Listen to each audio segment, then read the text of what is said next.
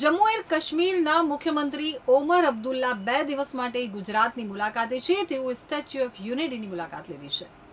જમ્મુ કાશ્મીરના મુખ્યમંત્રી ઓમર અબ્દુલ્લાએ પોતાના 2 દિવસીય ગુજરાત પ્રવાસના અવસરે નર્મદા જિલ્લાના વૈશ્વિક પર્યટન સ્થળ સ્ટેચ્યુ ઓફ યુનિટી અને પ્રાકૃતિક સૌંદર્યનો નજારો અને મા નર્મદાના દર્શન કરી સરદાર સરોવર નર્મદા ડેમની મુલાકાત લઈ વિશાળ જળ રાશિના દર્શન સાથે ગુજરાતની પ્રગતિ અને ઇજનેરી કૌશલ્યની મુક્ત મને પ્રશંસા કરી હતી.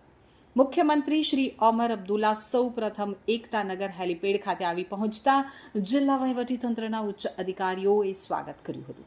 ત્યારબાદ સ્ટેચ્યુ ઓફ યુનિટી પરિસરમાં આવી પહોંચતા એસઓયુના મુખ્ય કારોબારી અધિકારી અમિત રોરા, જિલ્લા કલેક્ટર એસ.કે. મોદી અને નાયબ વન સંરક્ષક અગ્નેશ્વર વ્યાસે આવકાર્યા હતા. આ પ્રવાસ દરમિયાન મુખ્યમંત્રીશ્રી સાથે પણ જમ્મુ કાશ્મીર રાજ્યનું પ્રતિનિધિ મંડળ જોડાયું હતું. મુખ્યમંત્રીશ્રીએ સ્ટેચ્યુ ઓફ યુનિટી પરિસરમાં પ્રવાસે આવેલા રાજસ્થાનના બીકાનેર નજીક ચુરુ ડિસ્ટ્રિક્ટમાંથી આવેલા પ્રવાસી વિજયભાઈ બોત્રા અને તેમના પરિવાર સાથે સંવાદ સ્થાપિત કરી વાતચીત કરી હતી. ફોટોગ્રાફી કરાવી અને એસઓયુની મુલાકાત અંગેના પ્રવાસીઓ પાસેથી તેમના અનુભવો અંગે પણ જાણકારી મેળવી હતી. તો મુખ્યમંત્રીશ્રીએ સ્ટેચ્યુ ઓફ યુનિટી પરિસરના પ્રવાસે આવેલા શાળાના બાળકો વિદ્યાર્થીઓ સાથે પણ હર્ષભેર સંવાદ સાધ્યો હતો. સ્ટેચ્યુ ઓફ યુનિટી બાદ મુખ્યમંત્રીશ્રીએ ગુજરાતની જીવાદોરી સમાન સરદાર સરોવર નર્મદા ડેમની પણ મુલાકાત લીધી હતી. નર્મદાના નીરની ગુજરાતના રણ પ્રદેશ કચ્છ સહિત સૂકી ધરા વિસ્તારોમાં પાણી પહોંચાડતી આ યોજના અંગે તેમણે અત્યંત ઉત્સાહ વ્યક્ત કર્યો હતો. તેમણે નર્મદા યોજનાની દેશમાં પાણી વ્યવસ્થાપનનું શ્રેષ્ઠ ઉદાહરણો પૈકી એક ગણાવતા કહ્યું હતું કે ગુજરાતે નર્મદા યોજના દ્વારા દેશને સૌંદર્ય, કૃષિ અને વિકાસની દિશામાં મજબૂત પાયો આપ્યો છે. दोनों चीज़ों के बारे में बहुत सुना था, लेकिन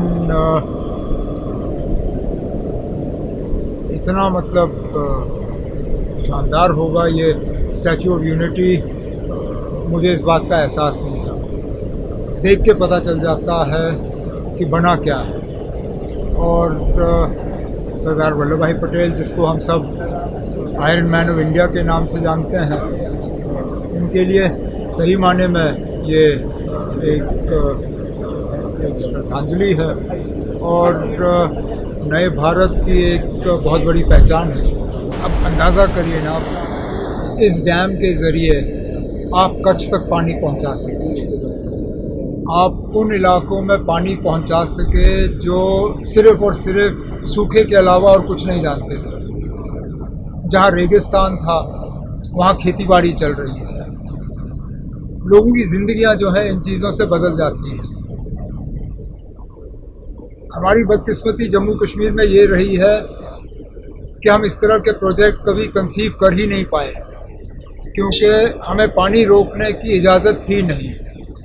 अब जाके जब इंडस वाटर ट्रीटी पे रोक लगाया गया है, हो सकता है कहीं ना कहीं जम्मू कश्मीर के मुस्तकबिल में भी एक ऐसा प्रोजेक्ट होगा जिससे कि आगे जाके ना हमें बिजली की कमी रहेगी, ना हमें पीने की पानी की कमी होगी.